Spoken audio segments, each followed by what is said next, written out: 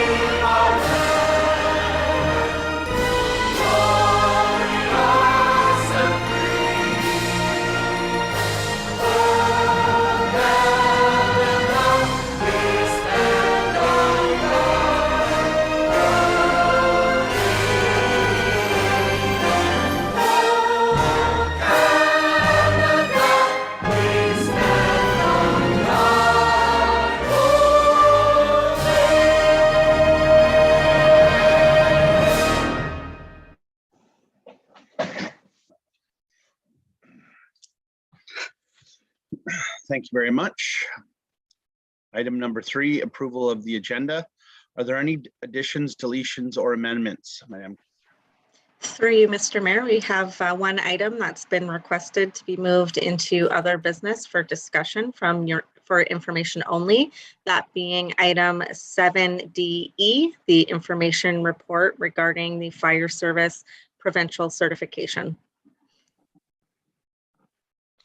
All righty. Moved by Sam McDonnell, second by Stephanie Jaworski. Be it resolved that the Council of the Township of South Glengarry approve the agenda as amended. All those in favor of the motion? Motion is carried. Thank you very much. Are there any declarations of pecuniary interest? Councillor Luck.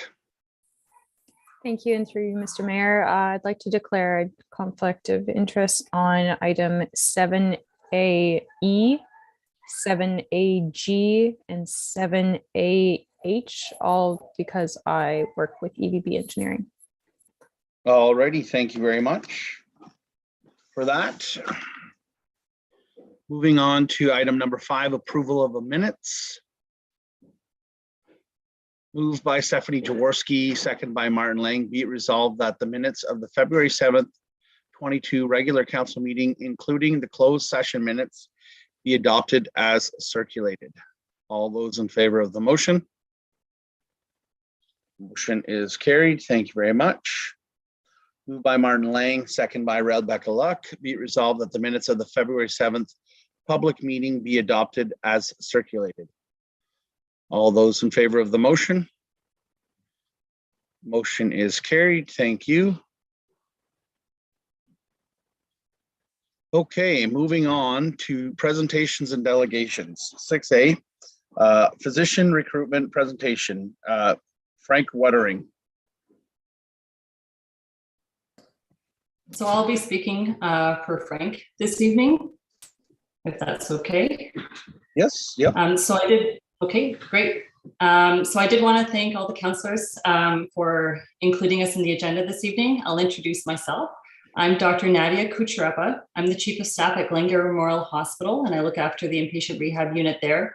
And tonight we also have with us Kim Woods. She's the interim CEO and Chief Nursing Executive, as well as Frank Wettering, who's the board chair of Glengarry Memorial Hospital. And then we have regrets by Dr. Lucy Lajoie, who's the Family Health Organization lead. She represents all the family physicians in Alexandria and Moose Creek, with the exception of Dr. El Salabi's clinic, the Centre de l'Estrie in downtown Alexandria, and the Glengarry Nurse Practitioner-led clinic. So tonight we're here to speak with you about physician recruitment. I'm just wondering if we can have the slides presented during the presentation. Yes, do you have the slides to share?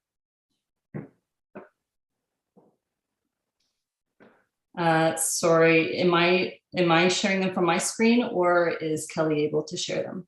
You are able to if you'd like to control it yourself, but I can also share for you if you'd prefer. Yeah, sure, go ahead. I would prefer that. Okay, just a moment, please.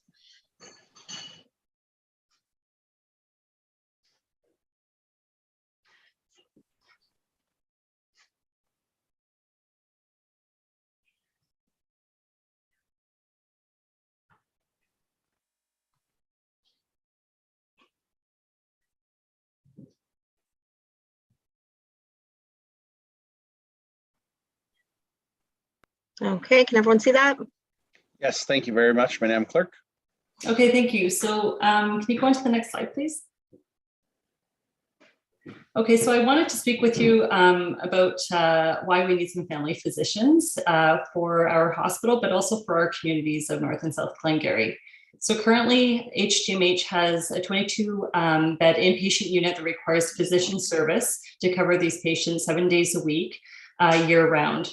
So physicians who practice in Alexandria are required to provide patient coverage on a rotational basis of this unit, and without recruitment, the current physicians will be covering the inpatient unit 1 in 4 weeks. While they're covering the unit, they do need to close their practice. So this creates accessibility concerns for their patients, but also it leads to significant physician burnout. Our sweet spot is typically 1 in 6 to 1 in 8 weeks. Next slide, please. So the reason for recruitment, one physician did give up their hospital-based practice this past year, moving their practice to the town of Alexandria and no longer providing inpatient coverage. 2 physicians will be leaving their family practices and their inpatient duties as well, and each have a practice size of about 850 patients.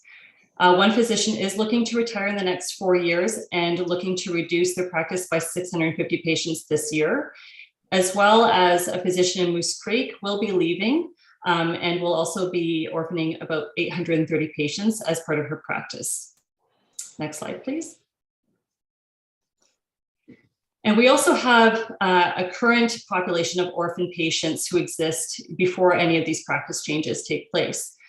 In 2016, the population serviced by Alexandria physicians was estimated to be 23,000, taken from the census data.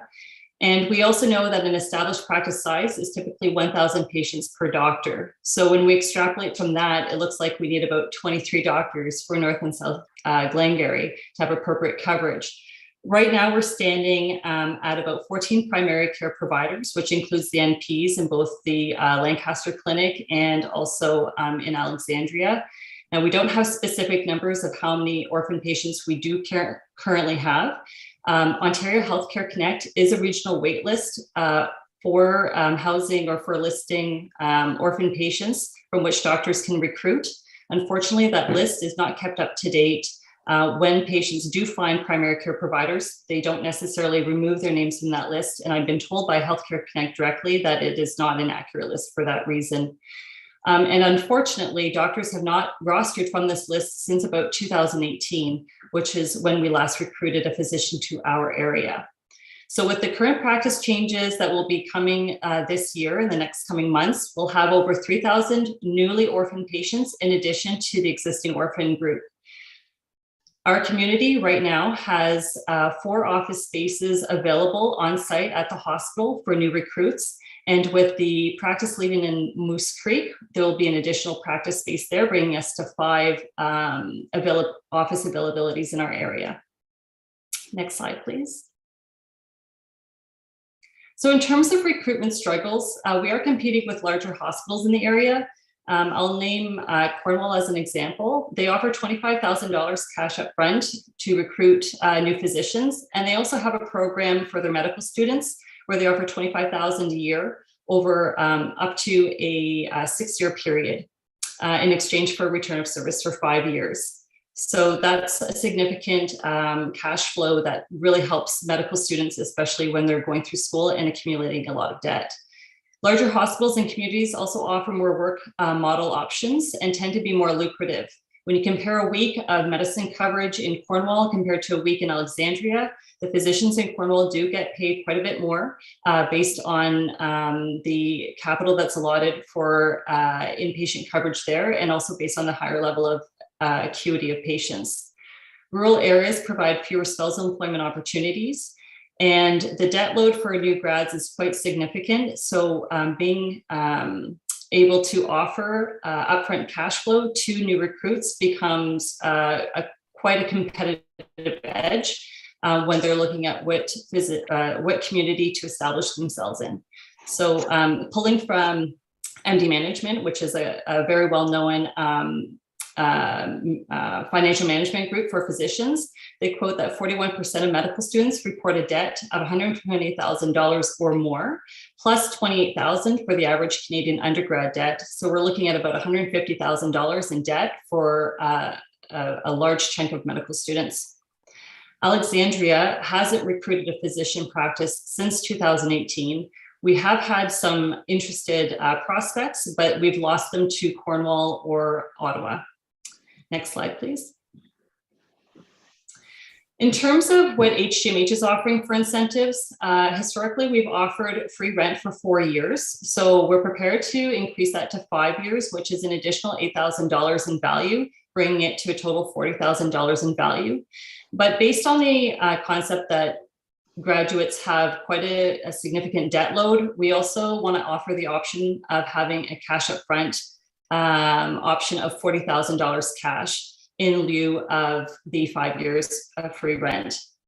We also offer a relocation incentive up to $5,000 for those that are about an hour away and moving closer. And as always, we'll continue to offer the following incentives for on-site office space, which include heating, cooling, and ventilation, all utilities, janitorial and maintenance services, office furniture, paper shredding at cost, IT support at cost, medical supplies at cost plus 10%, and the on-site cafeteria.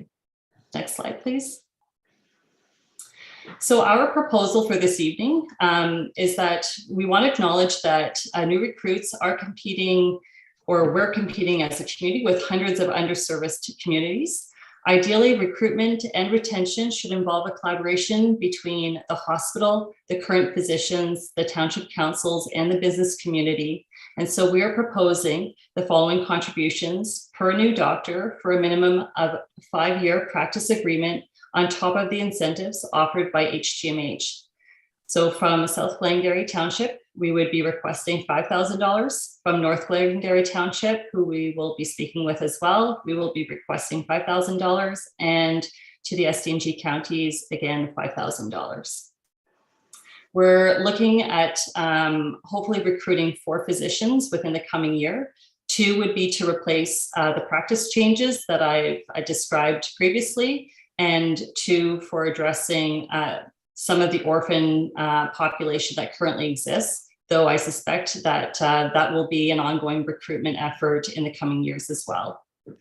Next slide, please. We would also like to form a welcome committee with members of council involved, as well as people from the business community, hospital leadership, and fellow physicians to formally welcome new doctors to our area.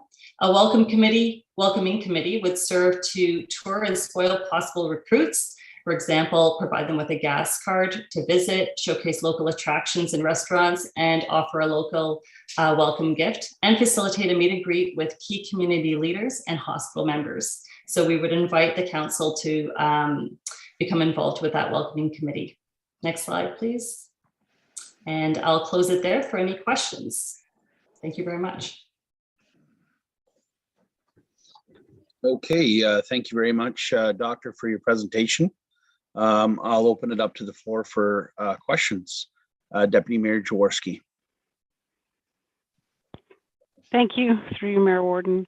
And thank you very much, Dr. Kucherepa, for coming to present to us. I think, this is a real big issue for sure. I mean, I hear it amongst my circle, folks, trying to find family doctors, trying to find physicians. It's a real need. And so thank you for coming to us with ideas and solutions.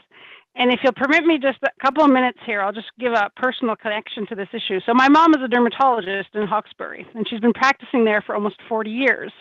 And in case any of her patients are listening, no, I'm not going to tell you she's going to retire tomorrow.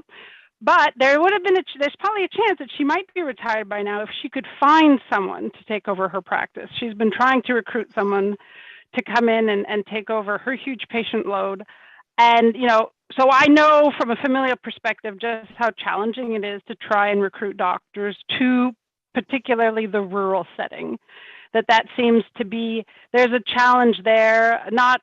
Some folks who are from rural and go to medical school, they understand the coming back to rural, but for some folks who only have urban experience, it's a little bit more daunting. So I think definitely that financial hook, I think that's definitely a worthwhile way to try and attract people to reduce that load. And so certainly I'm definitely in support of what you're proposing here. And also if there's other things, I know also the spousal employment issue is also a very big concern about bringing in physicians. So if you have other interesting ideas on how that might be, how we could support that, or if there's another entity within the counties that could help support finding spousal employment for doctors to come to our area, I think that would be something, maybe we can assist with. So thank you again for your presentation, and certainly I support it. Councillor McDonnell. Through you, Mr. Mayor, and thank you for your presentation. I'd agree with Deputy Mayor Jaworski. I think we have a common denominator there as well. My mother's a geriatric nurse in Hawkesbury, and I hear the struggles daily about recruiting doctors. And I know the only reason I have a family doctor is because my mother has enough connections to find me one. And it's definitely a struggle in a rural area. I see lots of my friends who've gone off to become nurses and go up to Ottawa for school and never come back because maybe it's the excitement of a larger hospital. But I know even Hawkesbury, with the size of that hospital and relatively a new facility in terms of how much investment's gone into it, and it's still a challenge to recruit physicians and nurses. So I appreciate that, and I'll agree with Deputy Mayor Jaworski. We need to support this. Councillor Lang. Thank you, Mr. Mayor. Through you, I won't repeat too much except to say that I'm in favor as well. I think you'll find support here. Thanks. Okay, so I would just like to add that I did lose my doctor. I got a notice from Dr. Lau that she was going to be relocating. I wish her all the best. She's been really good to me and my daughter. And I understand the challenges of the rural recruit. I only wish you folks would have been here in October or November. It would have been a little bit easier for all of our councils because we've already passed our budget for 2022. However, what you're requesting seems reasonable, and I think staff will come back with a report at a future meeting. There certainly is support around the table, so I'm sure our treasurer will be able to figure something out. But we certainly would like to see. We'd like to help you out because it's going to benefit the community quite well. So, final questions or Yep. I just to the point of the budget. I was concerned that maybe that might be a barrier, and we did have some discussions about it. I don't know if this would be an option, but if you can maybe set aside some money, but maybe if we end up recruiting 4, let's say, you can set aside 10, but not the other 10, and it would be easier to extend that into next year's fiscal budget, then the hospital could certainly has been willing to support that contribution in the interim, and then maybe have the council forward that money out of the next budget when it could be better allotted. So I just wanted to put that out there that we would support that as being an option as well, if that would help council. Perfect. I thank you for those words. Staff will report back to us at our next meeting or the meeting after, and I'm sure we'll be able to do something for you. So thank you again for your presentation, and please do reach out to us on a regular basis. I feel like this is maybe the second time in 6 or 7 years that we've heard from you guys. And I realized that, especially in the last couple of years, You guys have been soldiering on under some pretty crazy conditions, so thank you for that. And but keep in touch. Okay, thank you. Appreciate your time tonight. Yep. Have a great evening. Thank you. Bye. Okay, moving on to staff report 16-2022. Mr. Hudson.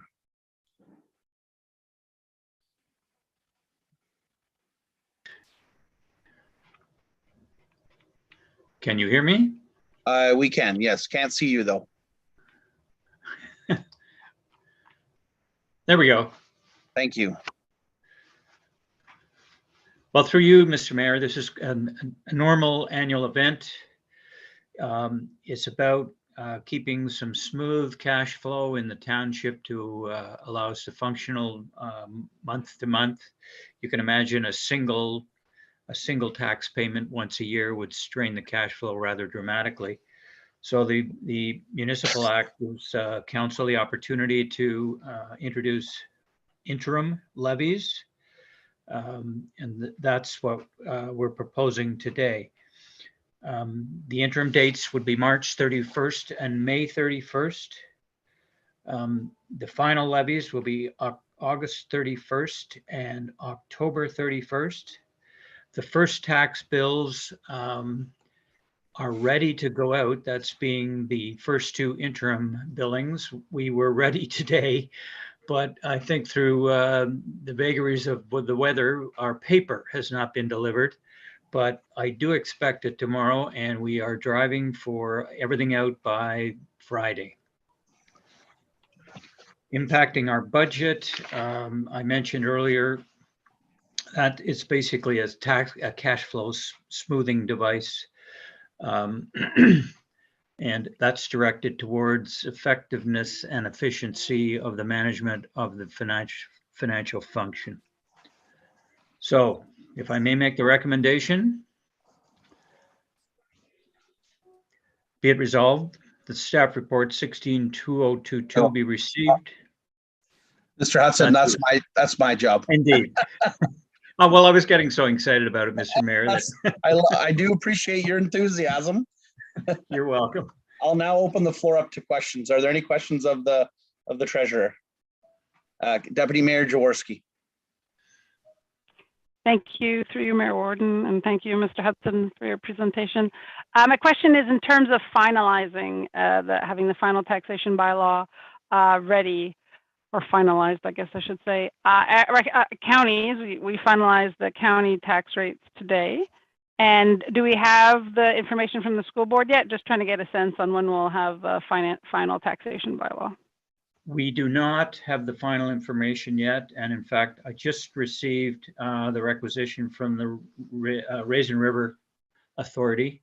So it's sort of dribbling in as it comes. The school boards are not there yet. I have not seen the county yet, but I suspect the levy has been determined because the budget is done. So that will be some time. And of course, that drives the final decision here and the setting of the final mill rates for the 2022 year. I can't tell you exactly. I suspect it would be a couple of months. Okay, great. Well, thank you. I'm very glad though that we got our part done very early. Thank you. And that we're just waiting on other people. Thank you. Indeed. Thank you. Are there any other questions or comments? Seeing none, moved by Sam McDonnell, second by Rebecca Luck. Be it resolved that staff report 16-2022 be received and that bylaw 11-2022 being a bylaw authorizing the levy of interim taxes be read a first, second, and third time, passed, signed, and sealed in open council this 22nd day of February 2022. All those in favor of the motion? Motion is carried. Thank you very much. Moving on to staff report number 17-2022. Mr. Hudson. Again, issues relating to cash flow. If it should be required that we need to borrow from the bank over the course of the year, we need the authority to do so. In determining that, I've looked back on previous borrowing bylaws, looking at, for example, the cash balance highs and lows. And I'm proposing a limit of $3 million, which is consistent with last year And the year before, I believe that number is determined through the application of a formula against the estimates. And we are well within that limit. Impact on the budget, not really anything. Unless we do borrow, there will be some interest cost related to that. Again, effectiveness and efficiency. We can't be caught stuck for no cash. From what I see so far, I really seriously doubt that that will happen, but we need it in place should we have to exercise the loan. All righty, thank you very much, Mr. Hudson. Are there any questions or comments? Seeing none, moved by Rebecca Luck, second by, did you have your hand up, Martin? I did. It was not really a question anyway, but thank you, Mr. Mayor, and through you. Just, I think it's prudent for us to do this, although we haven't needed it in over 20 years.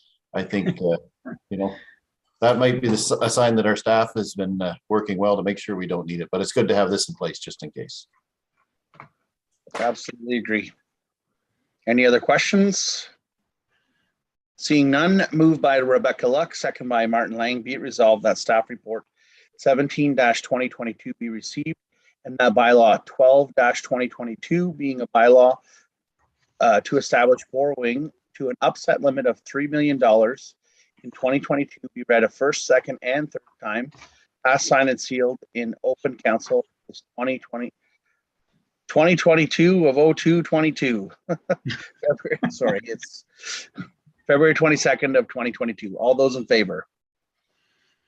Motion is carried. Thank you all very much. Sorry about that.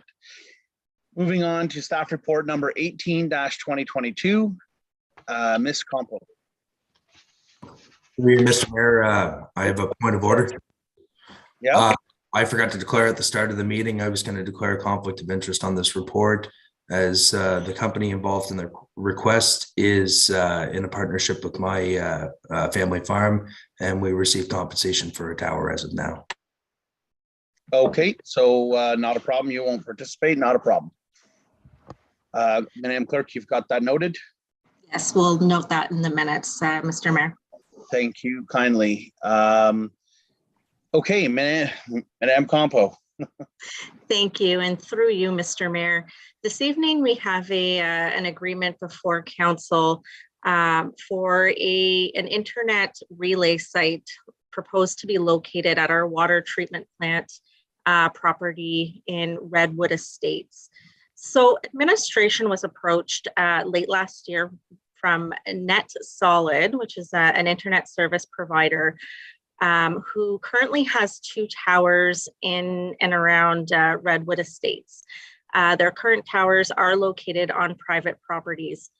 However, NetSolid was running into challenges expanding their services in this area due to the volume of trees surrounding the homes, which prevents existing towers from connecting to their target area. And so in approaching the township, what they are hoping to achieve is to install a relay site, which will assist them in connecting more homes within the Redwood Estates subdivision. So a representative from NetSolid met with Director of Water and Wastewater, Mr. Seguin, at the proposed site. Mr. Seguin did not have any concerns with what was being proposed and determined an appropriate area on the property where the tower could be installed. So the tower or relay site is anticipated to be about 20 feet tall, no more than 30. So it could be in that 20 to 30 foot range, but 30 being the maximum height. And with the installation of this relay site, all homes within the Redwood Estates subdivision would be able to access this internet service, as well as some additional homes within the target area. And with this relay site, the high-speed internet service would be 100 over 50 Mbps. And in exchange for allowing NetSolid to install this relay site on our property, they've offered to provide us with free internet access at the water treatment plant. So subject to any questions of council, that's the report that's for you this evening. Okay, thank you, Madam Clerk. I personally have subscribed to Net Solid. They're great for, I'm down in Curry Hill, Banesville area, and I have no complaints. They're definitely offering the more rural area residents an option. When I got to my current house, the modem was not disconnected from Bell, and for fun, I connected on to it, and it was 1 Mbp download from Bell, supposed high speed. And whenever we connected to these folks, I'm getting the 50 that they're promising. So it's certainly changing a lot for the residents, and I certainly am in favor of this. And I'm not being paid anything to support this. This is something that's going to benefit the residents. Deputy Mayor Jaworski. Thank you. Through you, Mayor Warden, and definitely well said. So I was very happy to see this report on the agenda, and I reached out to, I know, several households that live in Redwood Estates to ask, what are they, what's the situation today? And they were all sort of exasperated at how bad it was. And I know their pain, because it's, they gave me some specs on what their download and upload speeds is about 5 down and 1 up. So, not considered, it doesn't meet the Fed's definition of high speed, that's for sure. And so definitely it sounds like there's really broad interest from that resident association group.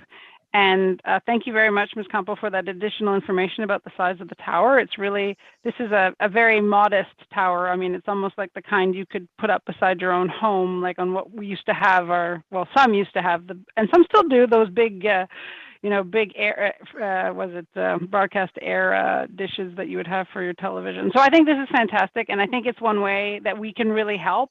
There's not a lot of ways that we can, help with these sorts of things, but this is a really an easy way for us to help in a quick way and being able to help get internet somewhere rapidly. So I think this is a really a good thing that we should be doing, and particularly good to support the residents in the Redwood Estates.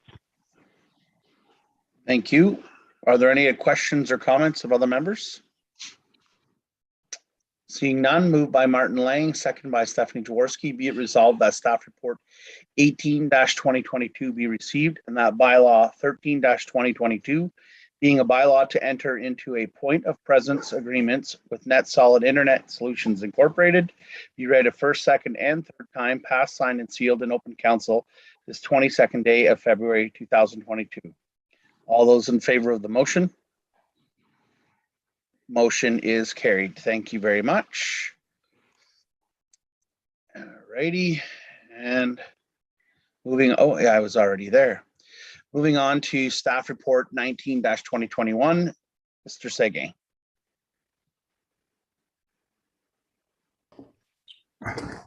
Good evening, Mr. Mayor and Council. So this evening, I am bringing forward the annual reports for our water and wastewater treatment plants for your review. So over the next 2 weeks, we ask that you take time to review both the water and wastewater reports. And if you have any questions, if you could send them out to our administration, and we will get back to you within the next 2 weeks, so we can bring back the staff report to pass the annual reports, and we can post them on both our website and for ministry inspections.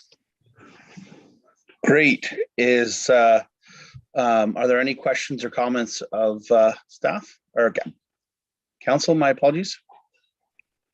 No, seeing none. I want to take a moment to thank you, Dylan, and your staff for the extra work you guys have been doing, guys and gals have been doing in the last couple of weeks. We've had a hard winter, and our systems certainly have shown their age a bit. So thank you for putting in the overtime. We certainly appreciate it. No problem. All righty, moving on to staff report 20-2022. My apologies here, I'm going back and forth. would be 7AE, site plan control agreement. Miss Haley. Do we Thank not you, have to Mr. read Mayor. a recommendation for the last one?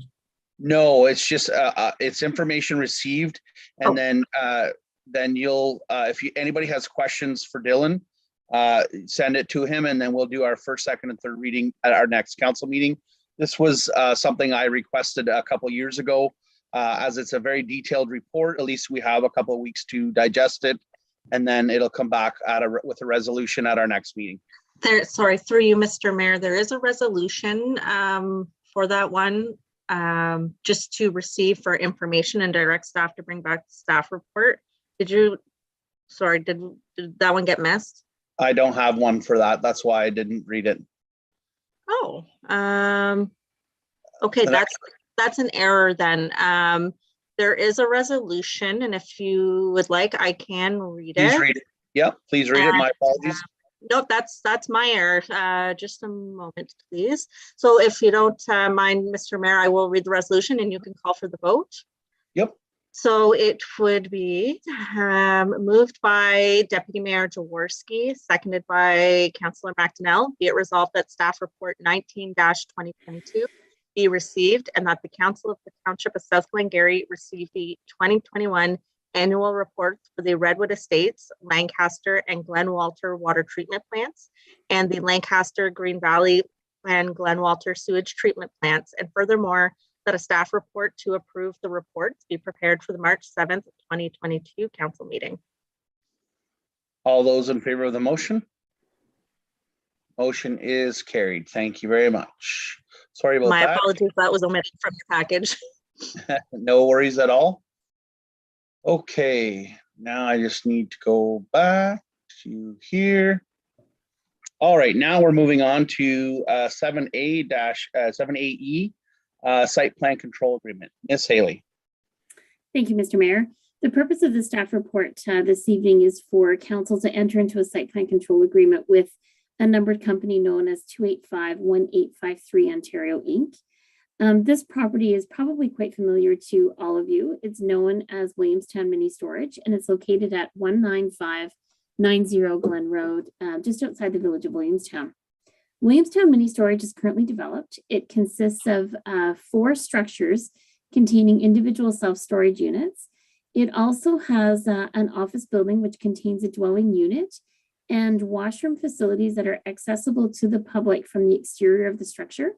And it also provides adequate parking for the patrons of the storage units. This storage facility has recently been purchased by the numbered company, and the new owner proposes to construct a 5th structure that is approximately 415.6 square meters in size.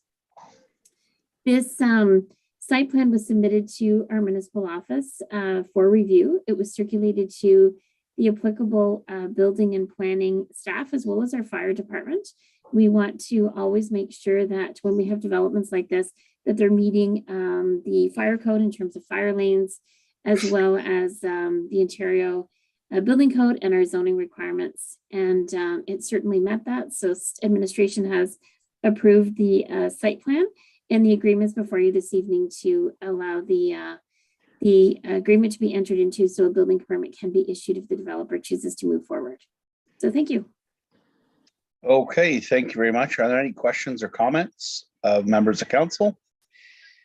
Seeing none, be it moved by Sam McDonnell, second by Martin Lang, be it resolved that staff report 20-2022 be received, and that bylaw 14-2022 being a bylaw to enter into a site plan control agreement for the property legally described as east part of Lot 5 Concession 3, South Side Raisin River, in the geographic township of Schlottenburg, now in the township of South Glengarry, County of Glengarry, addressed as 19590 Glen Road, also known as Williamstown Mini Storage. Be read a first, second, and third time, passed, signed, and sealed in open council this 22nd day of February 2022. And furthermore, that the mayor and clerk be authorized to execute the site plan control agreement. All those in favor of the motion? Motion is carried. Thank you very much. Moving on to staff report 2021, Ms. Haley. Thank you, Mr. Mayor. This staff report is known as the Forney zoning bylaw amendment. The purpose of this zoning amendment was a result of a severance application where the applicant applied to remove what's called the surplus dwelling to the farming operation.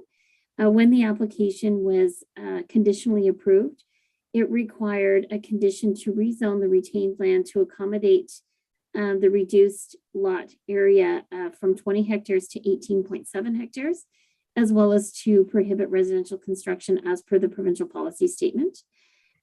We held a public meeting, and during that public meeting, there was no members of the public that spoke in opposition in regards to the proposed amendment. In fact, I think there was no members at all that attended that February 7th meeting.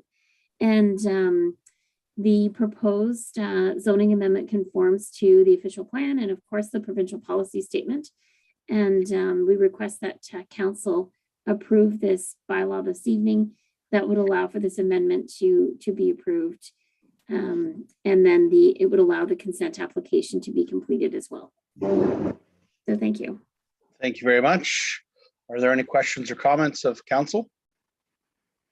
Seeing none, moved by Martin Lang, second by Rebecca Luck. Be it resolved that staff report 21-2022 be received, and that bylaw 15-2022 being a bylaw to amend bylaw 38-09, the comprehensive zoning bylaw for the township of South Glengarry to rezone the property legally described as part of lot 26 concession 7 in the geographic township of Lancaster, now in the township of South Glengarry, county of Glengarry, from agricultural AG to agricultural exception 31 AG 31 to reduce the minimum lot area from 20 hectares to 18.7 hectares and to prohibit residential construction be read a first, second, and third time, passed, signed, and sealed in open council this 22nd day of February 2022.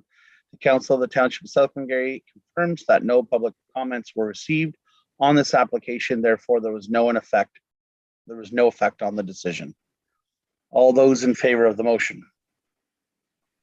Motion is carried. Thank you very much.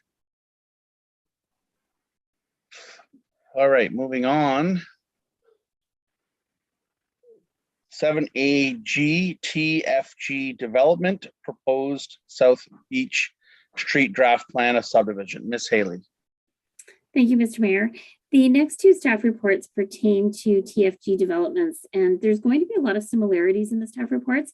So I'm going to do my best not to do a lot of repeating, but sometimes that may be avoided. So please bear with me. So the first report regarding TFG developments is in regards to the proposed South Beach Street draft plan of subdivision. In December of 2021, the Township of South Glengarry received the draft plan of subdivision application from the United Counties of SD&G for this property that is located on South Beach Street, legally described as part of Lot L, Concession 1 front in the former Township of Charlottenburg. And the purpose of the development is to create 7 residential building lots that will be accessed directly off of South Beach Street on the south side of the street. And these building lots, if the subdivision is approved, will accommodate semi-detached dwellings and 1 fourplex, resulting in a total of 16 new dwelling units if and when all lots are developed. When we go through the subdivision approval process, we're obligated to notify the abutting property owners up to 120 meters. And we also put an ad in the local papers. In this case, we did an ad in both the Standard Freeholder and the Glengarry News. And we held a joint public meeting. And when I say joint, meaning a public meeting for both the zoning amendment and the plan of subdivision. In my staff report for this plan of subdivision, you will see that I include sections of the Planning Act, the Provincial Policy Statement, and the official plan to assure council that the proposed development is consistent with the Provincial Policy Statement. It is in conformity with the official plan. And you will also note that I talk about how a zoning amendment has been processed concurrently, which I'll speak to next. During the public meeting, we did We did not receive any members or comments from the members of the public. I did receive one email from a member of the public, which I included in the staff report. And there was more questions in terms of water, drainage, things like that. But we did not receive any comments that included any areas of concern or the need to recommend to refuse the development. We also created a subdivision review team in our office that consisted of our General Manager of Infrastructure, Sarah McDonald, our Director of Water and Wastewater Services, Dylan Sege, our Fire Chief Robertson, and our Director of Development and Chief Building Official, Chris Raby, as well as myself. And the purpose of doing that is to review the received application, make sure we're capturing everything that needs to be reviewed. We're creating the necessary conditions that will form part of the draft plan approval. And the subdivision submission was also reviewed by our township's engineering peer review firm, which is Ainley Engineering. As a result of those reviews, you'll see in the staff report that we've attached proposed draft plan conditions. As part of the subdivision circulation, as well as the zoning amendment circulation, we have to circulate the Ministry of Transportation because of the proximity to the Highway 401. And I only received their comments today. In their comments, they wanted to remind the developer that stormwater management approval is to be approved by MTO, and also that they requested noise abatement. And for that reason, with council's support, we will be including the need for a noise study in the draft plan conditions based on MTO's request. And you'll notice that they're not in the draft, and that's simply because I prepared the staff report the beginning of last week, and we only received the comments from the Ministry of Transportation today. So they will be included and be recommended to the United Counties for inclusion in the draft plan approval. So the recommendation before you this evening is to recommend to the United Counties of Stormont, Dundas, and Glengarry Director of Planning to issue draft plan approval for this South Beach development. And if the draft plan approval is issued, it means that under the Ontario Planning Act, the developer will have up to 3 years to fulfill all the required conditions, and then they would register the plan of subdivision. They can do it as quickly as possible, and if they can't do it within the 3 years, they also have the ability under the Planning Act to ask for additional extensions if needed. So thank you for allowing me to provide all that detail. Thank you very much. Are there any questions or comments of members of council? Councillor, pardon me, Deputy Mayor Jaworski. Thank you, through you, Mayor Warden. And I'm not sure, Ms. Haley, if the question's right at this point or the next point, but with respect to that other, the email from the resident with respect to drainage and drainage concerns, I'm not super familiar with the site, with the snow and everything on how it's being developed, but could you speak a bit to those concerns and how, if they can be alleviated, or how, if they can be addressed through the process? Yes, through you, Mr. Mayor. I think the comments that were received were very valid comments, because if anybody had a chance to drive by there, you definitely did see some water ponding, both at the south side of the property, as well as along the street. And you do go through those awkward stages while development is happening. And so even though approval has not been issued for the subdivision as of yet, obviously because of the staff report that's before you, there was a process that the developer was required to do to obtain a permit from the Raisin Region Conservation Authority to have permission to alter the floodplain in that location. And that permit allowed them to raise the land on the northern portion of the property, which would be adjacent to South Beach Street, and then lower the land, or keep the land on the south side low and it remains within the floodplain. And I'll speak to that a little bit more in my next staff report. So what I'm getting at is, with the requirements of the subdivision to have a grading and drainage plan to be engineered, presented to the municipality, would also be peer reviewed, that will address all of those requirements. And it just means that we have to be patient, and Our general manager of infrastructure is aware of the concern, and we can certainly monitor it through the spring to see if there's any remedies that could be thought of or required in the meantime. Because as I recall, if you don't mind, supplemental, Mayor Warden, I mean, that area, it's as I recall, it is a bit wet, but I don't recall there being standing water necessarily. But I mean, I didn't walk back there because I mean it's not my property. But would that be allowed technically to have standing, like a pool of standing water in that location, sort of like on a permanent basis, or would it be something that it would have to be, you know, over time it would have to drain out? Thank you.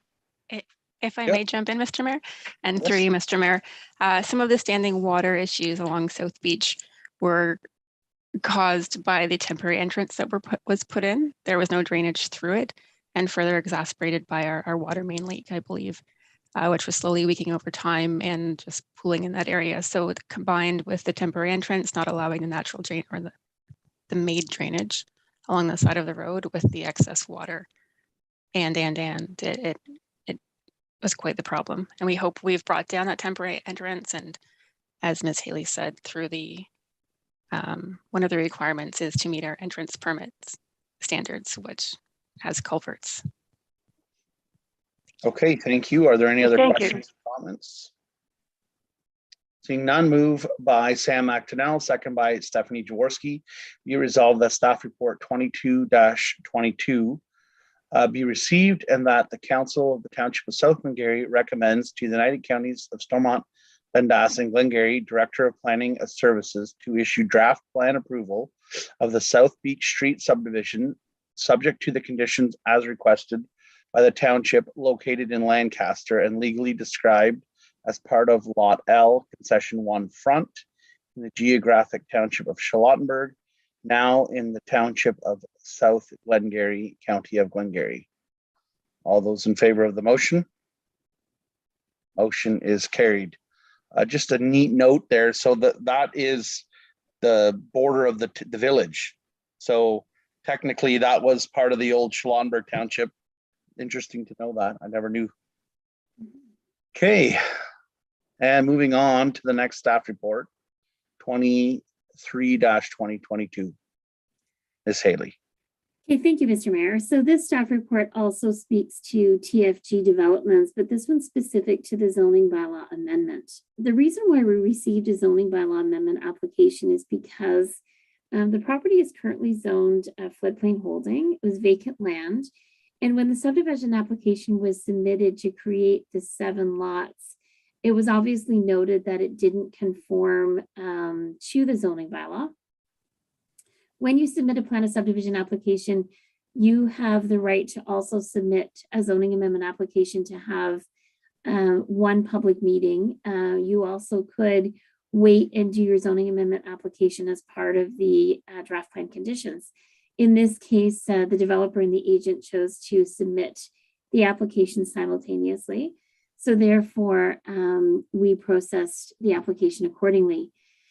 The property, as I mentioned, is currently zoned floodplain holding, but the developer will create 7 residential lots on the northern portion of the property that will be comprised of 0.8 hectares or 1.9 acres of land. And the remainder of the land on the south side is to stay undeveloped and remain in the floodplain holding zone at this time.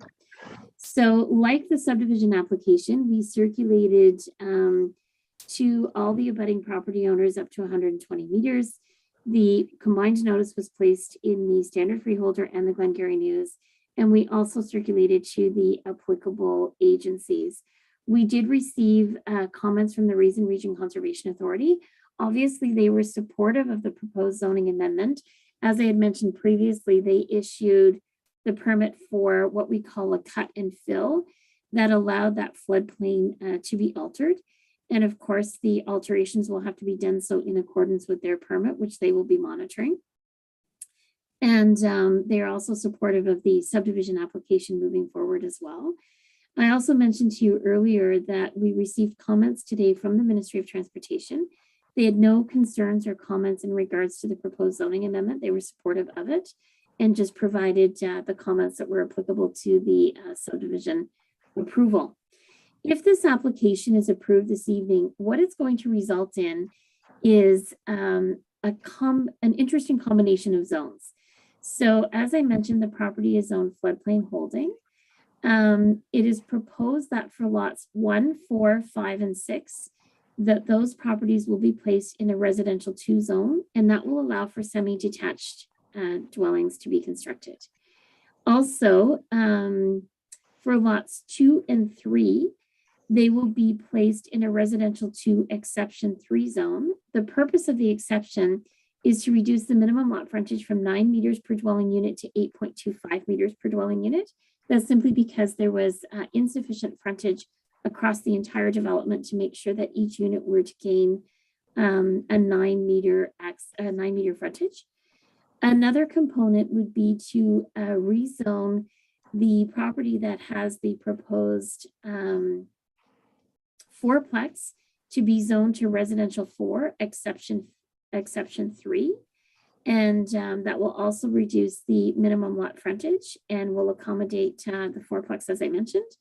And then the last would be to rezone block 2 to residential 2 holding. The reason why residential 2 holding is being proposed is that if development or policies were, I don't want to say development, I'm sorry, if policies were to ever change that would allow development on the southern portion of the property, the block 2 would act as a future street to access the rear.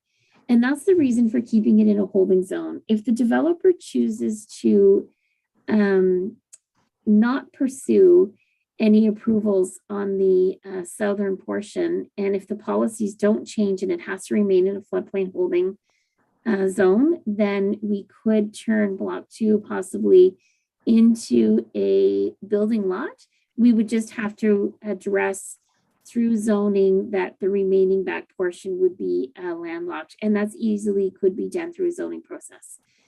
And other than that, that's all the information that I have to add. I think my report addresses the conformity to the official plan and the provincial policy statement, but I'd be happy to answer any questions regarding that. Okay, thanks very much for your detailed report. Are there any questions or comments? Seeing none, moved by Stephanie Jaworski, second by Sam Actonel.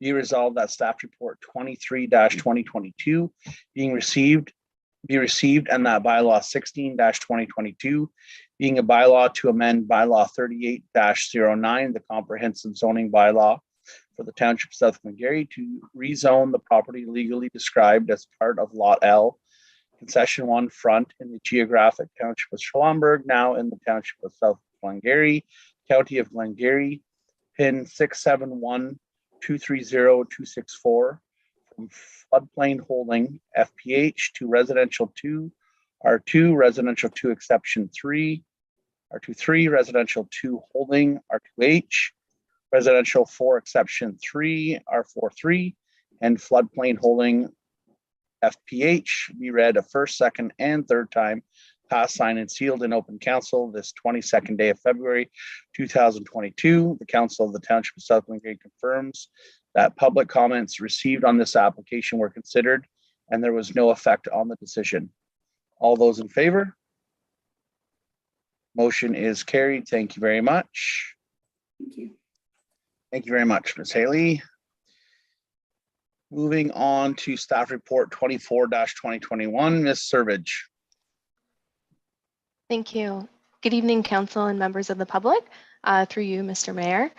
This report is regarding the replacement of the North Lancaster play structure. The current play structure in North Lancaster Optimus Park has well exceeded its life expectancy.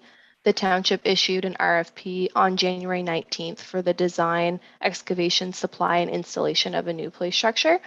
The RFP instructed that all submissions must meet specific requirements such as CSA standards, Annex H accessibility requirements, and engineered wood fiber surfacing. The RFP also specified that the play structure must be installed by August 29th, 2022. The 2022 budget included $60,000 for the replacement of the existing play structure.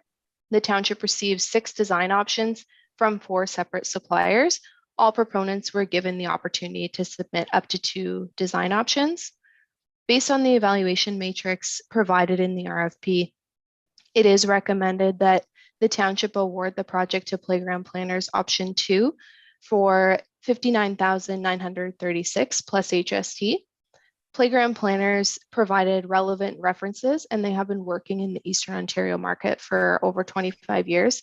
They work with the high-end playground supplier Play Power Canada, which has the Little Tykes and Miracle Recreation lines. Throughout the RFP process for this project, administration has been in communication with a group of residents from North Lancaster. They had the opportunity to view the design options and provide their input. Both staff and the community agreed that this design option utilized the budget provided to the fullest extent. Staff will be working with this community group in the future regarding fundraising initiatives at the park that will allow for additions to the play structure area. I know that the supply of products has been difficult in various industries, including playground equipment. So staff intentionally issued this RFP early in the year to try and get ahead of other organizations ordering supplies this year. So it is a recommendation of staff to award this RFP to Playground Planners as per their submission of $59,936. Does council have any questions? Yeah, just refresh my memory. Did we receive a grant for for something out there, or was that? We may. There's nothing official yet, so Nothing that would. official? Okay, not a problem. That's wonderful. Any questions, or Councillor McDonnell? Through you, Mr. Mayor. Thanks, Ms. Servage, for having this out. I love the proactive work you've done to get this out ahead of the season, and I know it's been a long time coming for North Lancaster to have the old play structure replaced. Having grown up playing there myself, it's it's probably about 10 years older than I am, so it's definitely served its purpose. And I look forward to working and hearing from the group in North Lancaster to see some of the fundraising initiatives they'll put together. Thank you. Good. Any other questions or comments? Councillor Luck? Thank you. And through you, Mr. Mayor, I just wanted to say thank you to township staff for moving this along, and also to the, specifically to the resident who kind of pushed this through and saw the initiative and worked with the North Lancaster community. I know I kind of saw some communications about the different options, and just thank you very much for your time and kind of going through everything. And I know just like Councillor McDonnell said, I have a lot of memories of that park, not just for myself when I was a kid, but also for my children, and is definitely needing some TLC and some repairs and just pure replacements. So, and then I guess as a final note, I just really like that the design included an accessibility requirements without the use of a ramp and without the use of like the perimeter around that. I think that's really smart. The number of times I've seen kids just like run full, kilter at a playground, all to just like trip over the barrier. And thank you. That's great. Thank you. Deputy Mayor Jaworski. Thank you, through you, Mayor Warden. Thank you, Ms. Servage. I won't repeat everything that my colleagues have said, but thank you very much for your proactive efforts, getting this done quickly, engaging with the community. I had a quick question for you. I know when this came up in the past, I'd asked if you would be able to connect with the French Catholic school, L'Ange Gardien that's there. And I was just curious if you had a chance to connect with them, if they did respond back, just trying to build on the work that we're doing on other things in terms of building our communication with the school boards. Yes, so I did reach out to the school, and they had gotten back to me that they received my email, but further to that, I haven't heard anything back since then. Okay, well, thank you for taking the initiative. Thank you. Okay, seeing no other comments or hands up, moved by Sam McDonnell, second by Rebecca Luck. Be it resolved that staff report 2024-2022 be received and that RFP 01-2022 for the North Lancaster Optimist Park be awarded to playground planners as per their submission of $59,936.25 plus HST, and furthermore that the mayor and clerk be authorized to sign all applicable documents. All those in favor of the motion? Motion is carried. Thank you very much. And moving on to staff report 25-2022. Ms. Servage. Thank you, Mr. Mayor. This report is regarding tender number 07-2022 for the general contractor for the Charland Recreation Center floor and dashboard project taking place this spring and summer. The township issued the tender on January 25th with a mandatory job showing on February 1st.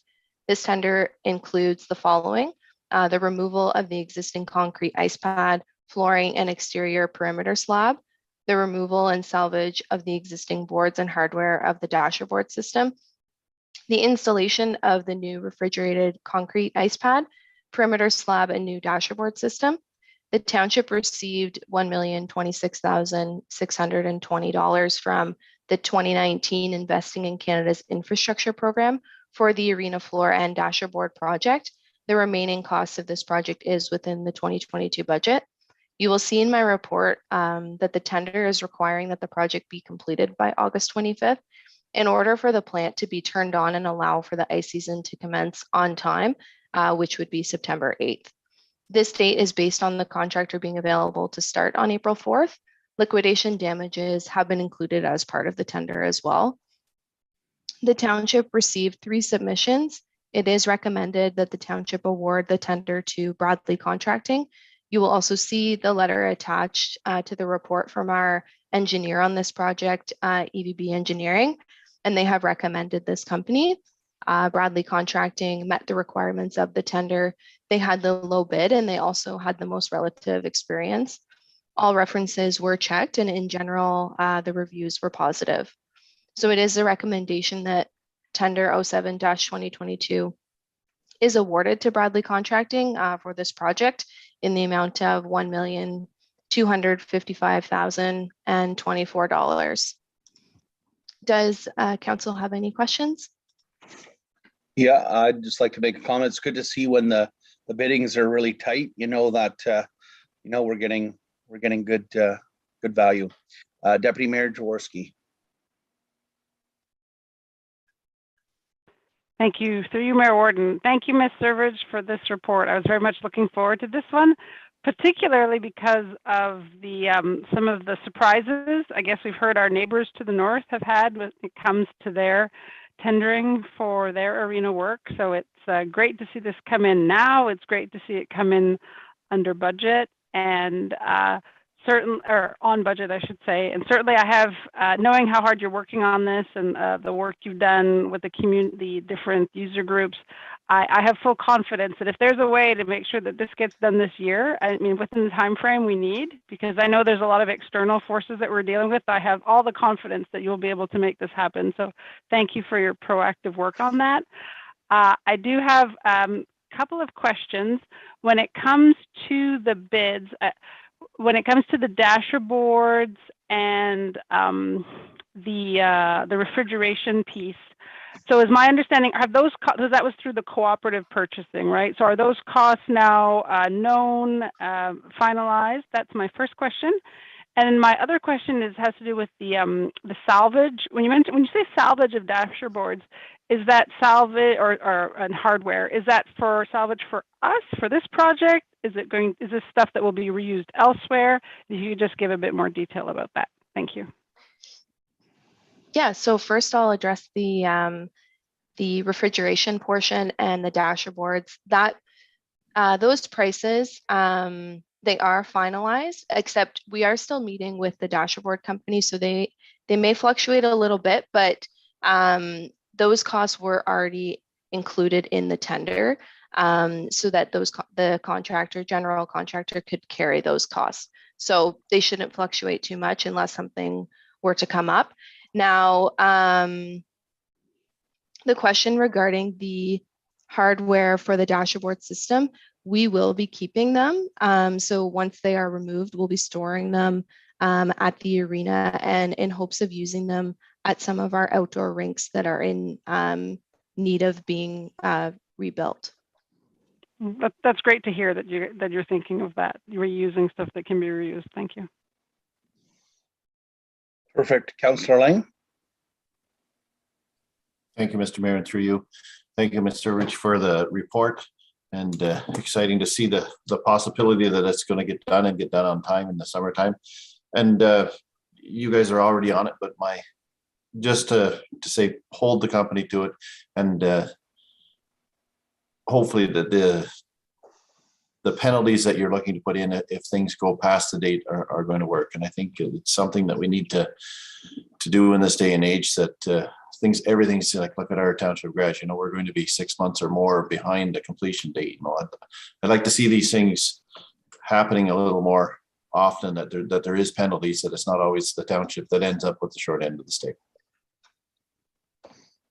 Thank you. Seeing no other hands up, moved by Sam McDonnell, second by Martin Lang. Be it resolved that staff report 25-2022 be received, and that tender 07-2022 for the Charland Recreation Center ice pad be awarded to Bradley Contracting as per their submission of $1,255,024.07 plus HST, and furthermore that the mayor and clerk be authorized to sign all applicable documents. All those in favor of the motion? Motion is carried. Thank you very much. Moving on to other business, 7BA, building bylaw review. Mr. Abbey. Thank you, Mr. Mayor, and through you. The purpose of this information report is to update council that the building department is commencing a review of the current building bylaw with the goal of placing a new bylaw before council in the near future. There are 5 major topics that administration is looking for council's feedback and guidance on before finalizing a draft bylaw.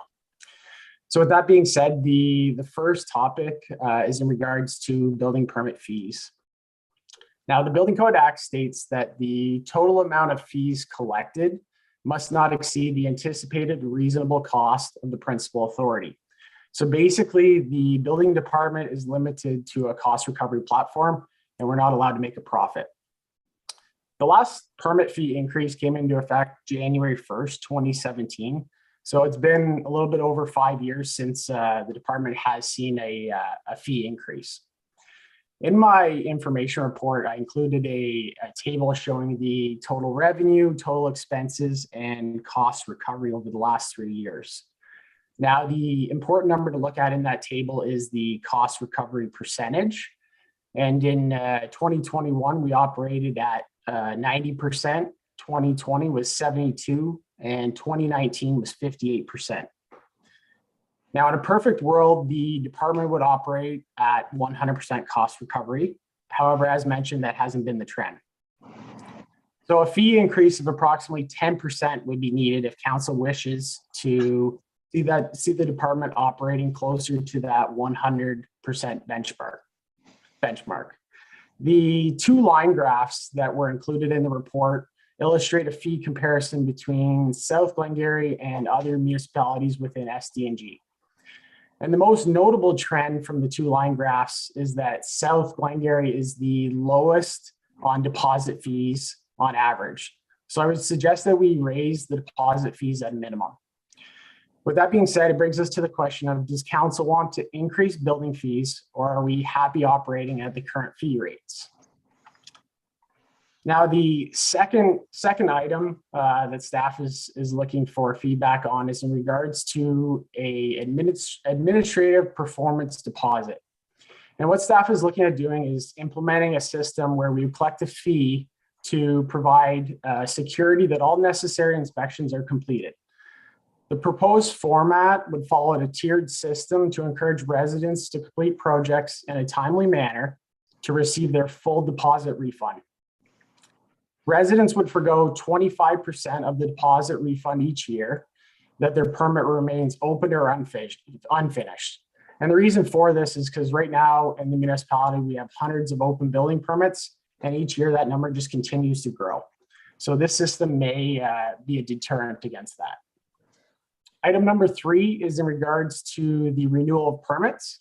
Staff is looking to define dormant applications, abandoned applications, dormant permits, the renewal of permits, and permit revocation. And again, classifying building permits in these categories would also help reduce open building permit applications and permits. It's administration's goal to close as many open files as possible. And if residents are faced with an additional fee for building permits that have been left lingering or open, they may be more likely to follow through and complete their projects. Item number 4 is a real positive for residents. It would be a limiting distance agreement. Right now in Part 9 of the Ontario Building Code, when building officials are looking at limiting distances and exposed building faces or exposed openings, there's the ability to enter an agreement with the municipality and the property owners to extend that limiting distance beyond their property line. So this would be a real positive to have this in the bylaw, and would provide a little bit additional flexibility for residents to comply with the OBC. The final item is in regards to building permit fee indexing. And building permit fees outlined in the fee schedule would be adjusted on January 1st of each year. And the fee adjustment would be in accordance with the Bank of Canada Annual Consumer Price Index. What this would allow us to do is adjust fees to remain current with inflation and expense increases without coming back to council every time. So those are the 5 topics that administration is looking for council's feedback on, and staff wants to bring forward a bylaw that the council is happy with. So I look forward to hearing your comments. Thank you. Okay, thank you very much for the detailed report, Mr. Ravi. I'll open it up to the floor for comments. All right, okay, Councillor Lang. Thank you, Mr. Mayor, through you. I'll make a couple of brief comments, but I'm glad to see that we don't have to finalize this tonight, and because there is a lot of information in there, and I think a lot to go through, and I'd like to have a conversation with Mr. Ravi at some point to get a little back and forth to get my opinions down. Just a couple of initial things that I noticed. I know we haven't been breaking even, if you want to put it that way, and 10% would come very close to making it happen this year, maybe just a little over, but it wouldn't have been too close in the previous years before that. And we don't know if this boom is going to continue. I think we've got another year or so out of it, but we'll see what happens when interest rates start to climb. Keep in mind, though, that there's always 2 ways to budget it. You can increase your fees, but you can also cut your cost if there are ways to do that. So, be watchful on that side, that we're not just taking the easy route and increasing fees all the time. The other one I wanted to bring up at this point was your idea of reducing the amount of deposit that they're going to the customer would get back. I'm not against it. I think that's likely an all right idea. I'm just not sure if 1 year is the time to start. In this day and age, it's so hard to get a project completed in a year. Just like I have an outstanding permit at the moment that is just for a pool enclosure, but for them to hopefully we'll get it done within the year. But for just to get the contractors to do the work to get the pool installed, and it just didn't all happen last year. They just couldn't get people to come and show up. They're all so busy, and everybody's put you on a waiting list. And so this sort of thing, whether 1 year, if it's, if you were building a barn or a house or whatever, whether you can get it all finished and completed in 1 year, I'm not sure if it's 100% realistic. So my thought would be to maybe start at 2 years and then start dropping 25% per year after that. But anyway, I'd like to have that conversation with you, see what percentage of people actually can get it done in a year. And thank you for the report. Lots of information in there for us to go over, and I'll be having a chat with you someday in the near future. Thanks. Thank you, Councillor Lang. Councillor McDonnell, then Deputy Mayor Jaworski.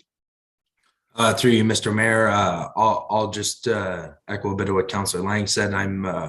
I'll go through it a lot more in detail and hopefully have a one-on-one with you, Mr. Raby, in the near future. But I guess one question I was just looking for clarification on: when you say a finished project, you mean so on a single-family home, you're talking right up until and after the final inspection, correct? That's correct. Okay. The goal is to have residents get a final inspection, log grading, and drainage completed. Okay, no, perfect. I'll agree with Councillor Lang. I think 1 year is maybe a little unrealistic. I know a lot of friends of mine have either foregone a final inspection or it's been kicked down the line so far, just as most people tend to move in and do the final finishing touches while they're in there, and sometimes those finishing touches get kicked down the line whenever you're living in it already. So just I'd avoid the 1 year and be more apt to looking at something longer term, but I'll have a one-on-one with you, I'm sure, in the near future. Thank you. Deputy Mayor Jaworski. Thank you, through you, Mayor Warden. Thank you, Mr. Raby, for preparing your report.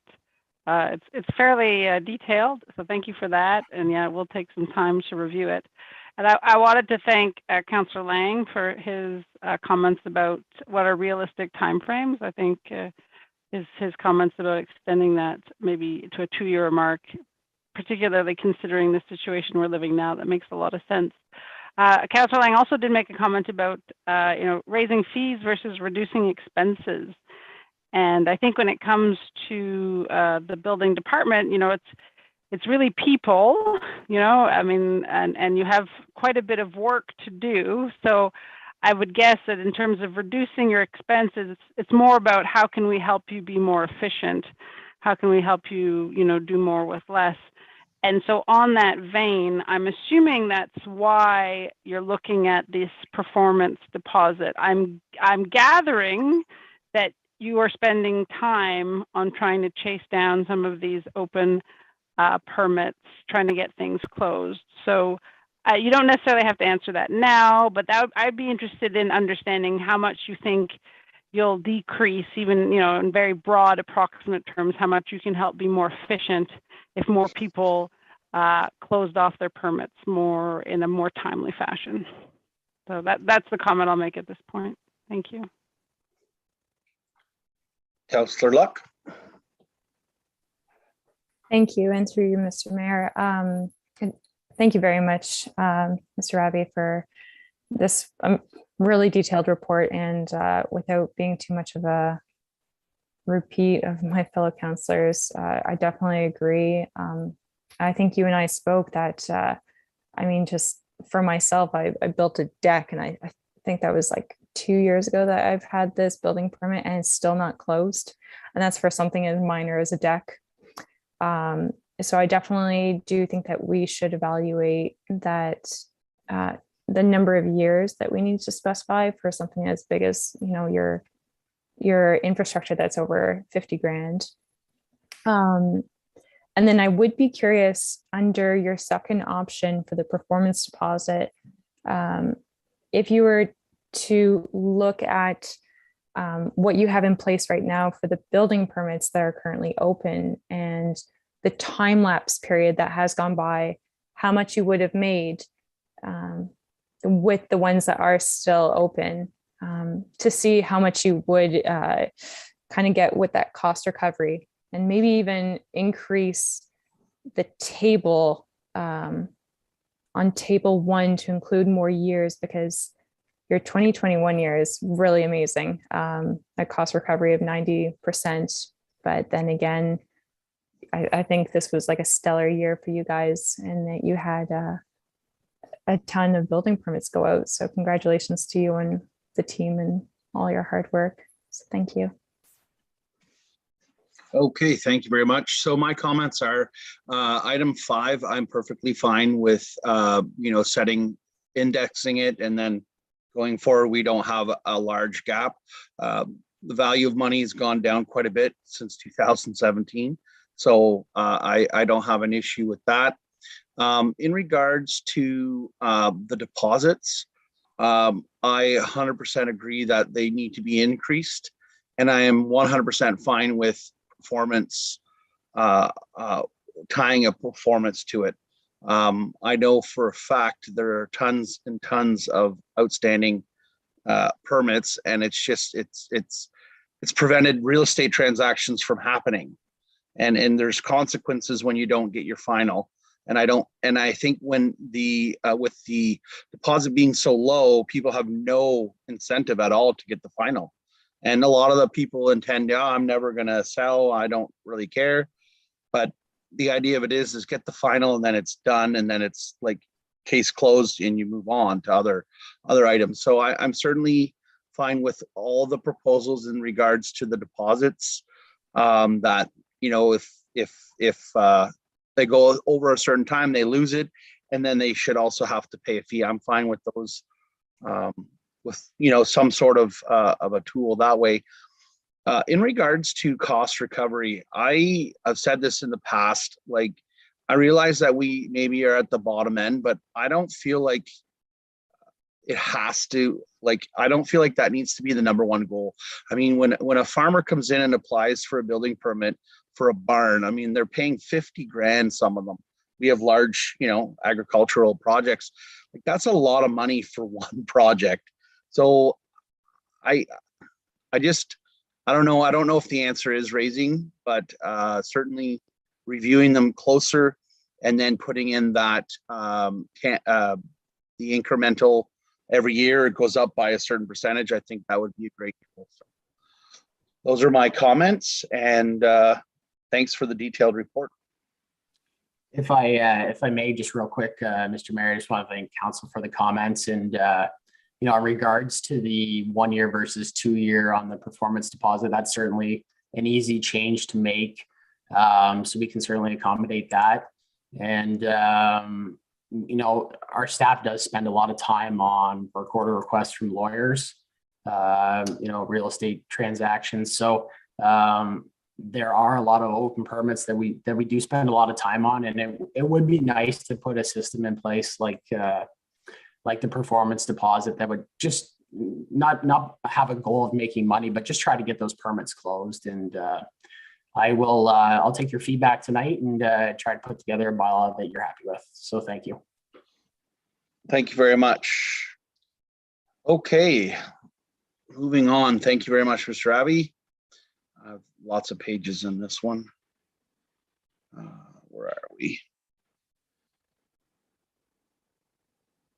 Okay, 7B, Proclamation Year of the Garden. Alrighty, so at our last council meeting, we received a community request to approve declaring, sorry, my apologies here, guys. At our last council meeting, I put forward a request to put a motion on the floor to table this year of the garden, as for one of our local horticultural societies sent in the request. As everyone is aware, we're so fortunate to have our local horticultural societies. They beautify our municipality so well. And I thank Councillor Lang for supporting the resolution. And I guess I'll just go ahead and read it, and we'll have a vote. Moved by Lyle Warden, second by Martin Lang. Whereas communities in bloom and Fleurons du Québec, in collaboration with Canadian Garden Council, invite all municipalities to celebrate the Year of the Garden 2022. And whereas the Year of the Garden celebrates the centennial of Canada's horticultural sector. And whereas gardens and gardening contribute to the quality of life of our municipality, our climate action goals, and create safe and healthy places where people can come together in the spirit of inclusivity and reconciliation.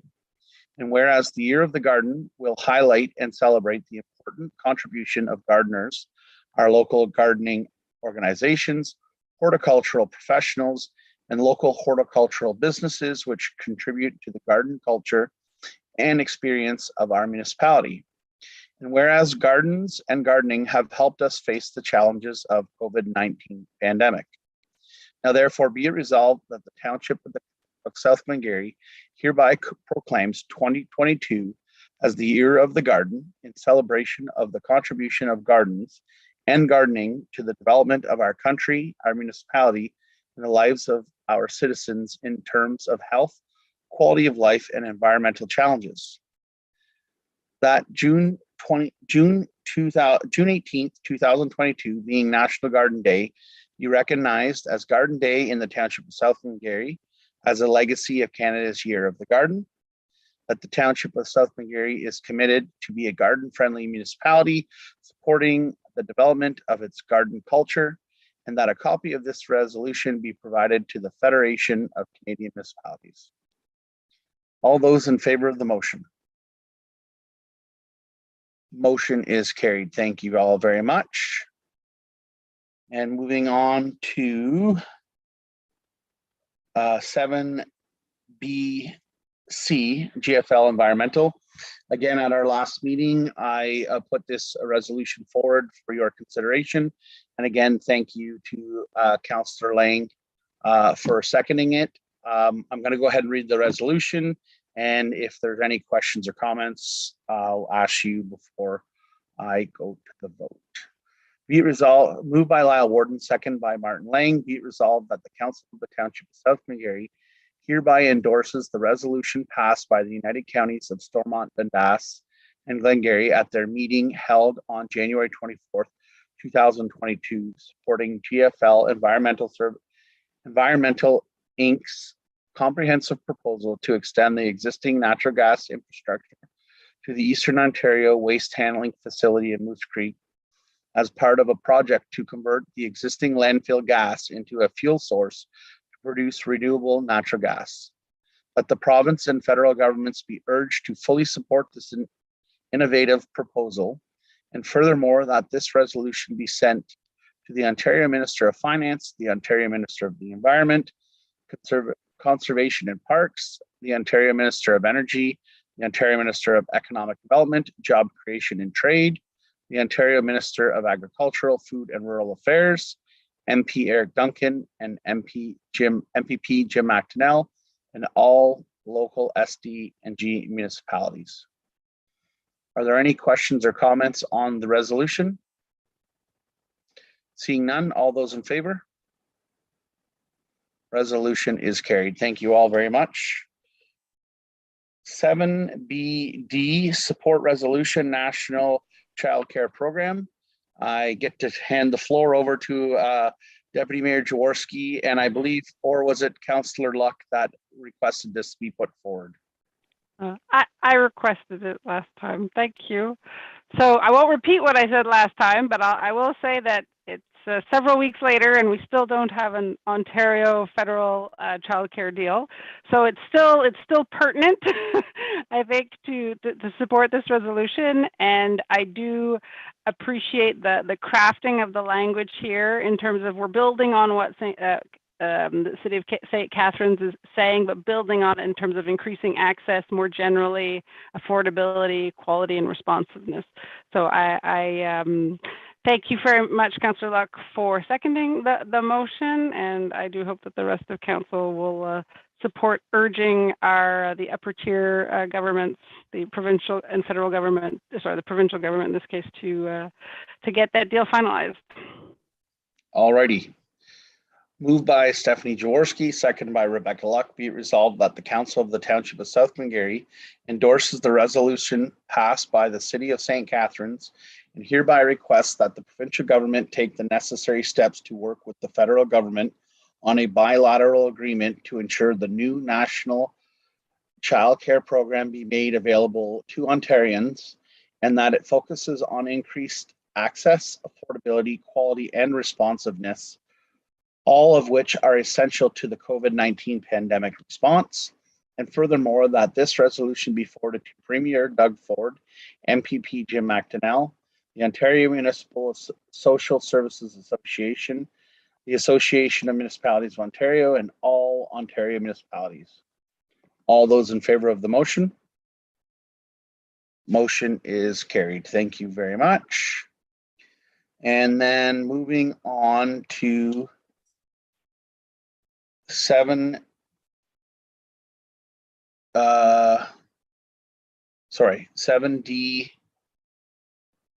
Where is it here? 7DE, my apologies. Fire Services Provincial Certification. Chief Robertson, I think Councillor Lang brought that forward. Thank you, Mr. Mayor, and through you. Yes, and it's been quite a few years, but some people may remember, likely our mayor would remember, you likely was on council at the time, but it came forward several years ago that they wanted all firefighters to be accredited with level 1 and 2, and then there was kind of a big rush and people were trying to figure out how we were going to get it done. And it was put off for quite a few years, I think, when the government changed, but it's back. So I just thought maybe the chief could address how we as South Glengarry are going to look after this. Sure. Thank you, Councillor Lang, and through you, Mr. Mayor. Yes, so on January 28th of this year, the current provincial government brought forward a draft proposed legislation in regards to firefighter certification. As mentioned, this was proposed in the last governing Ontario government, and we did have significant discussions in 2018 with our former council and yourself, Mr. Warden. So, Mr. Mayor, before I guess I'll try to be fairly high level tonight. This is quite complex, and at this point, this is only draft proposed legislation. It's currently out for a 30-day comment period. That comment period actually ends next week.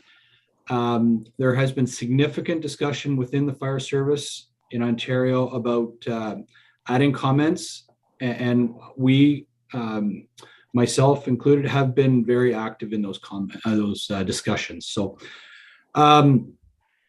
we don't have all the information at this point, but whenever further information does come and the true proposed legislation, I'll be able to constantly update council towards it. So prior to discussing firefighter certification, I think I'll touch base really quickly on the level of service that a municipality chooses for its fire service. That level of service is chosen by council and is enacted through our establishing regulating bylaw, which establishes and regulates the structure and the services that your fire department performs. That we have a current bylaw, establishing regulating bylaw from 2015. That is something that I want to bring back to council. It will be considerably more detailed than the ones we've had in the past. It will very specifically mark out the different levels of service that we are currently providing. That'll be proposed to yourselves to ensure that that's the level and the direction that you want to provide to our citizens. So once we have chosen a level of service, we can determine what level of training our members will be trained to.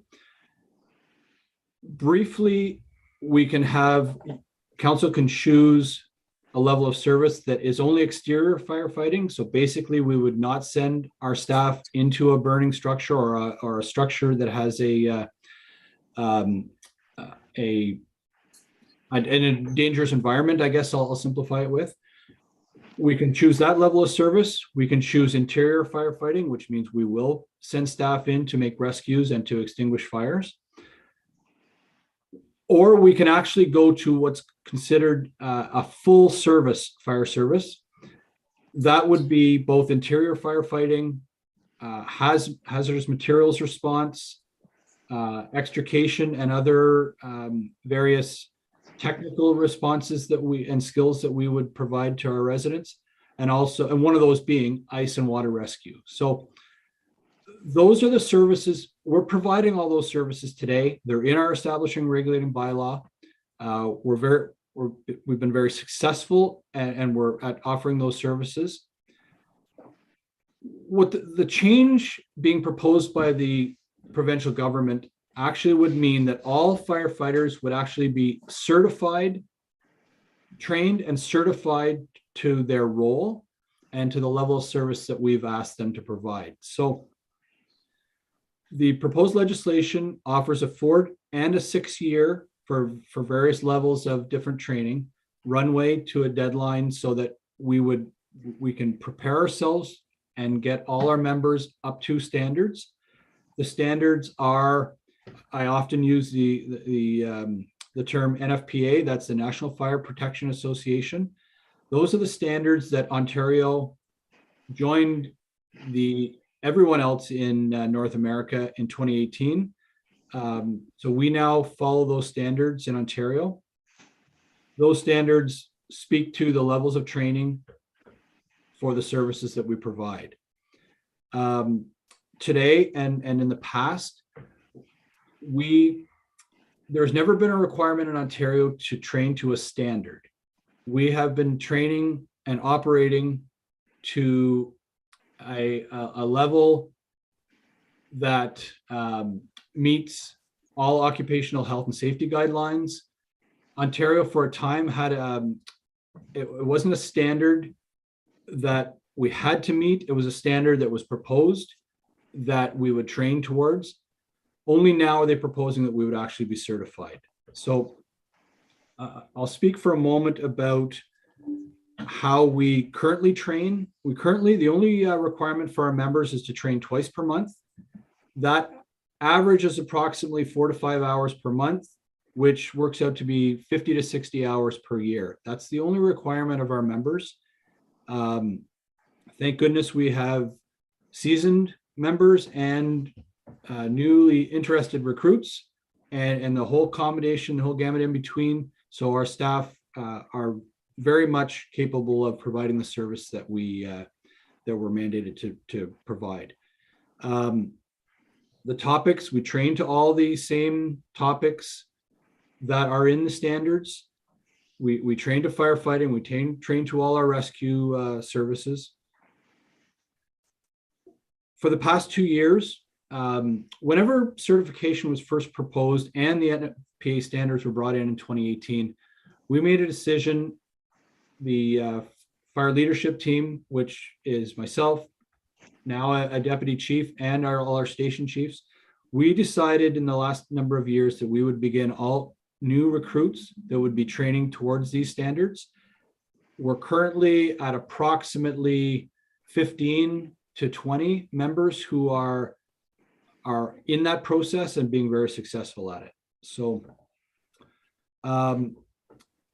we also have there's been various ways that we could meet the standards.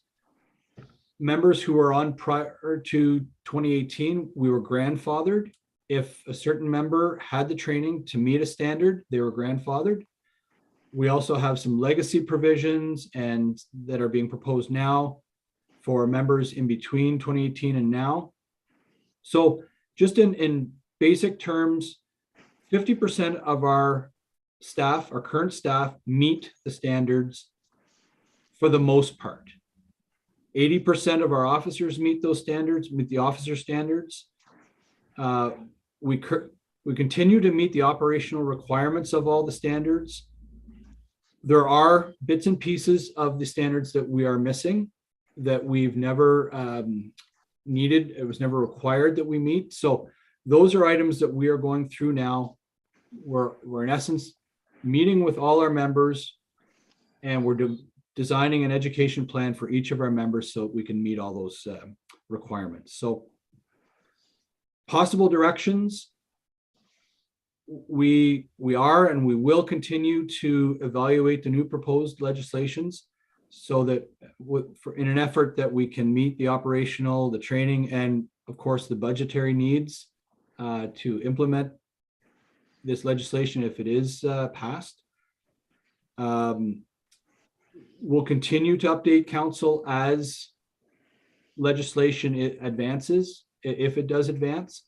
I'm very confident in saying that I'm sure that it will become law in Ontario. This is the second successive provincial government that's brought in this legislation.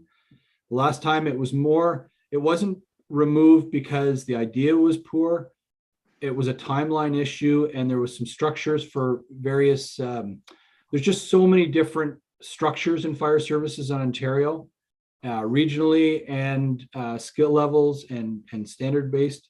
So the Ontario Fire Marshal has taken the time, and the Solicitor General's office has taken the time to propose this new legislation, which for the most part will meet the acceptance of the vast majority of the fire service in Ontario. So just in wrapping up, the comment period is almost over. There is some discussion and some requests that the comment period be extended.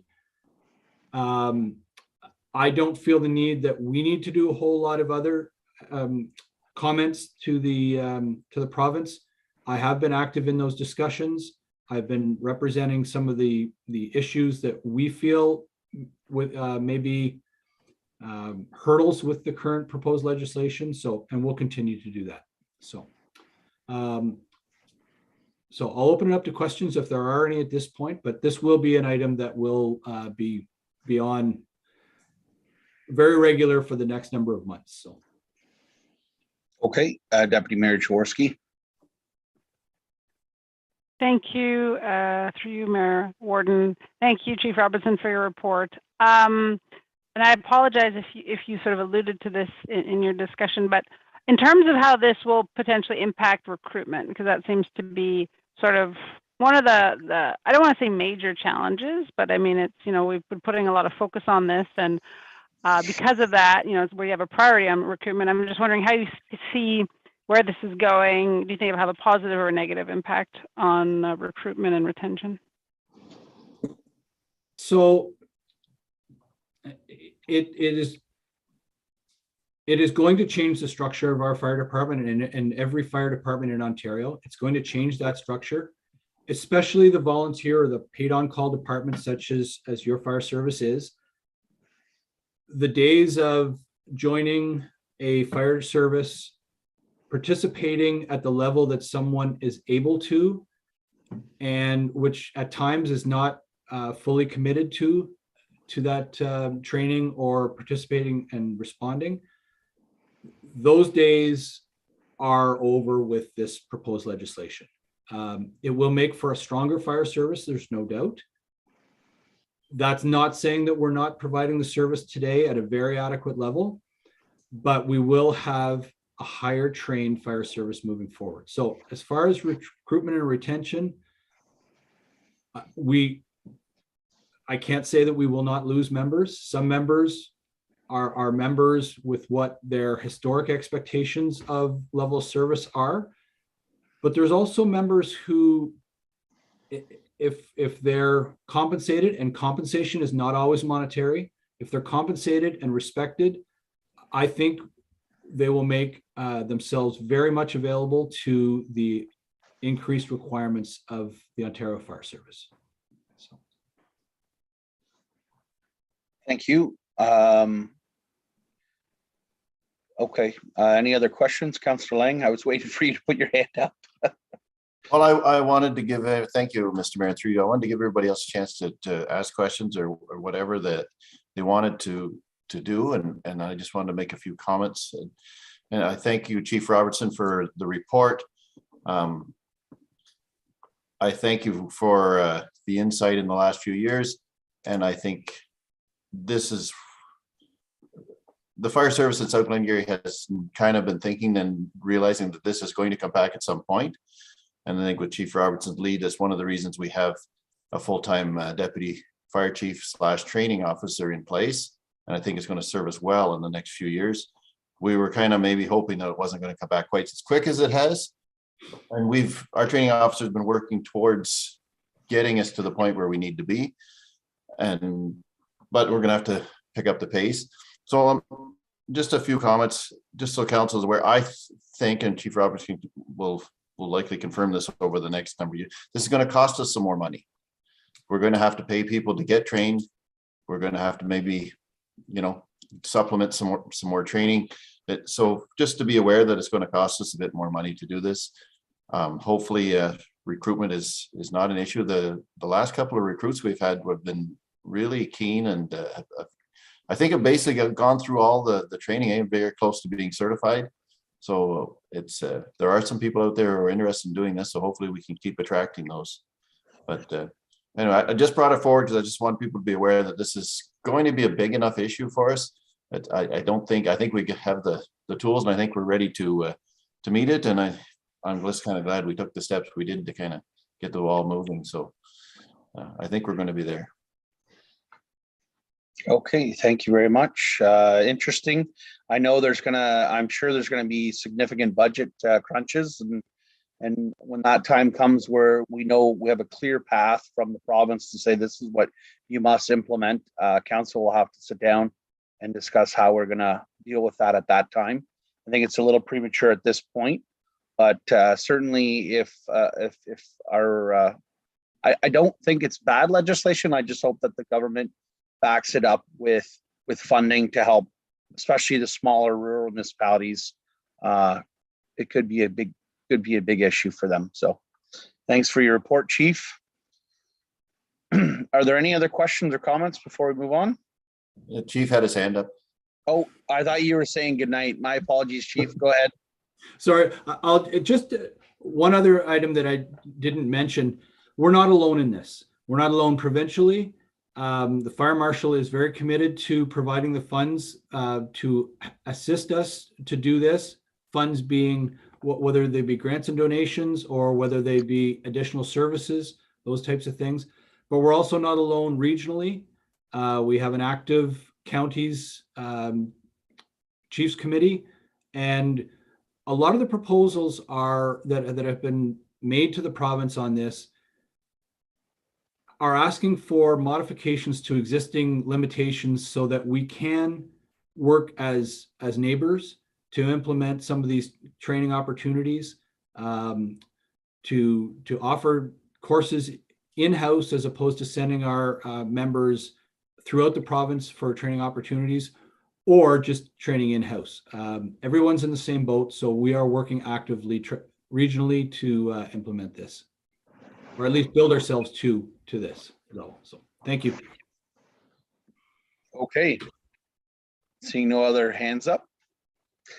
Moved by Sam McDonnell, second by Stephanie Jaworski. Be it resolved that the Council of the Township of South Glengarry accepts the items presented on the agenda as committee reports and for information only.